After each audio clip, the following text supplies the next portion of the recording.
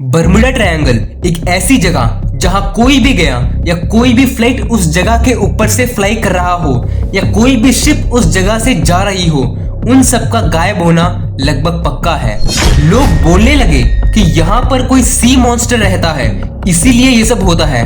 ये सब बातें आपने सुनी ही होगी, लेकिन क्या सच्ची में ये रीजन है इन सब का गायब होने का, और क्या एक्चुअली ये एक मिस्ट्री है? Let's no.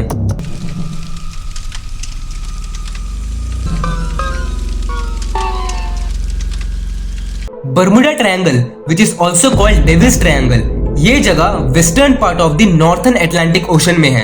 ये ट्रायंगल शेप्ड एरिया जो बर्मुडा आइलैंड, फ्लोरिडा और प्यूर्टो रिको से फॉर्म हुआ है, इस एरिया को बर्मुडा ट्रायंगल कहते हैं। Most of them would know about its mystery, but where did it all started?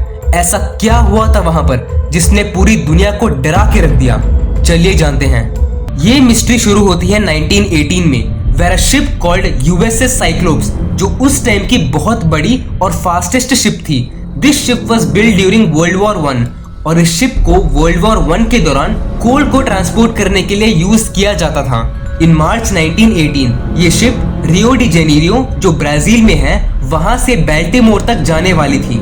As the ship was carrying over 10,000 tons of manganese ore, जो war के लिए बहुत हाई डिमांड में था। इस शिप पर टोटल 309 क्रू मेंबर्स थे और ये शिप शुरू हो गई अपनी जर्नी के लिए। आफ्टर सम टाइम ये शिप बारबाडोस पहुंची।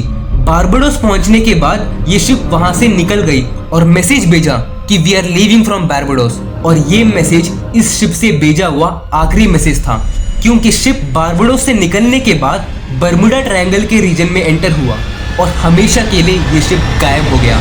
किसी को कोई इंफॉर्मेशन नहीं मिली इस शिप के बारे में। सब लोग शॉक हो गए इस इंसिडेंट को सुनकर। उसके बाद इन 1945 5 यूएस नेवी एयरप्लेन्स फ्लोरिडा से टेक ऑफ हुए थे। ये जस्ट एक रूटीन ट्रेनिंग मिशन था। फ्लोरिडा से टेक ऑफ करने के बाद सब कुछ ठीक था, लेकिन अचानक उनके कंपास काम नहीं कर रहे थे। उन 5 पायलट्स को कुछ समझ नहीं आ रहा था कि ये हो क्या रहा है उनके कंपास के साथ। सब पायलट्स रेडियो ट्रांसमिशन की मदद से मैसेज सेंड कर रहे थे कि उनके कंपास अचानक से काम नहीं कर रहे हैं, और ऐसे ही फ्लाई करते करते वो सब बर्मुडा ट्रायंगल की रीजन में आ गए। उसके बाद वो 5 यूएस नेवी एयरप्लेन्स हमेशा के लिए गायब हो गए। उसके बाद एक सर्च एंड रेस्क्यू एयरक्राफ्ट जो इसे ढूंढने के लिए फ्लोरिडा से निकलता है, और ये एयरक्राफ्ट भी हमेशा के लिए उस बर्मुडा ट्रायंगल की रीजन में गायब हो गया। सब लोग हैरान हो गए। उसके बाद इन 1963 एक शिप जो टेक्सास टू नॉर्फॉक तक जाने वाली थी, इस शिप पर 39 क्रू मेंबर्स थे, और जर्नी के बीच में ये शिप हमेशा के लिए बर्मुडा ट्रायंगल की रीजन में गायब हो गया। और ऐसे ही कई शिप्स और प्लेन्स बर्मुडा ट्रायंगल की रीजन में हमेशा के लिए गायब हो गए। लोगों को कुछ समझ नहीं आ रहा था कि कोई शिप या प्लेन बर्मुडा ट्रायंगल के एरिया में आने के बाद अचानक गायब कैसे हो रहे हैं। तब लोगों को लगने लगा कि इस एरिया में ही कुछ गड़बड़ है, और तब से बर्मुडा ट्रायंगल मिस्ट्री सब जगह पॉपुलर होने लगा। किसी को कुछ आइडिया नहीं था कि यहाँ पर हो क्या रहा है। सबका ये मानना था कि यहाँ पर कोई सी मॉन्स्टर रहता है जो शिप्स और प्लेन्स को पानी के अंदर खींच लेता है, या फिर यहाँ पर एलियंस का बेस है जो शिप्स और एयरप्लेन्स को गायब कर रहे हैं। क्या ये है असली रीजंस इन सब का गायब होने का? नहीं, ये तो सिर्फ कुछ बेसलेस रीजंस थे जो लोगों को अट्रैक्ट कर सके। तो किस वजह से बर्मुडा ट्रायंगल में ये सब मिस्टीरियस इंसिडेंट्स हो रहे थे?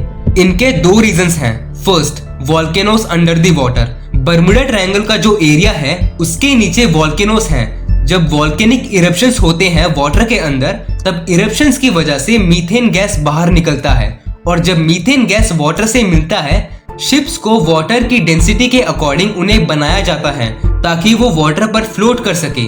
जब वाटर की डेंसिटी डिक्रीज हो जाए तब ऑटोमेटिकली शिप्स वाटर के अंदर डूब जाएंगे। सेकेंड रीजन है हेक्सागोनल क्लाउड्स। सैटेलाइट की मदद से ये पता लगा कि बर्मुडा ट्रायंगल के एरिया के ऊपर हेक्सागोनल क्लाउड्स हैं।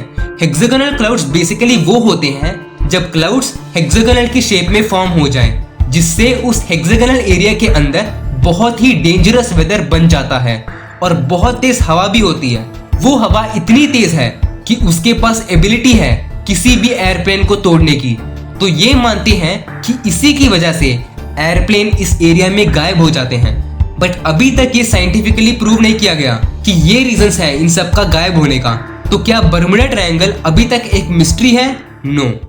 बेसिकली यहाँ पर कुछ मिस्ट्री ही नहीं है, क्योंकि आपने नोटिस किया होगा कि आजकल कोई भी बर्मुडा ट्रायंगल के बारे में बात नहीं करता। And according to a report, Bermuda Triangle का एरिया टॉप 10 डेंजरस एरियाज में भी नहीं आता। और आज अगर किसी प्लेन को यूएस से जाना है तो वो बर्मुडा ट्रायंगल के एरिया के ऊपर से ही जाएगा। इनफैक्ट बर्मुडा ट्रायंगल का एरिया सबसे हैवी ट्रैफिक जोन है प्लेन्स और शिप्स के लिए। वर्ल्ड में कई और जगह हैं जहां पर प्लेन्स और शिप्स गायब हुए हैं, लेकिन लोग सिर्फ बर्मुडा ट्रायंगल के बारे में ही बात करते हैं। In fact many scientist have researched for many years and came to a conclusion that यहाँ पर जो भी इंसिडेंट्स हुए हैं वो ह्यूमन एरर या बैड वेदर या अनएक्सपेक्टेड सिचुएशंस की वजह से ही हुए हैं। At present technology is so advanced that planes और शिप्स के पास मॉडर्न जीपीएस, रेडार और उनके पास सारी इंफॉर्मेशन होती है वेदर के बारे में।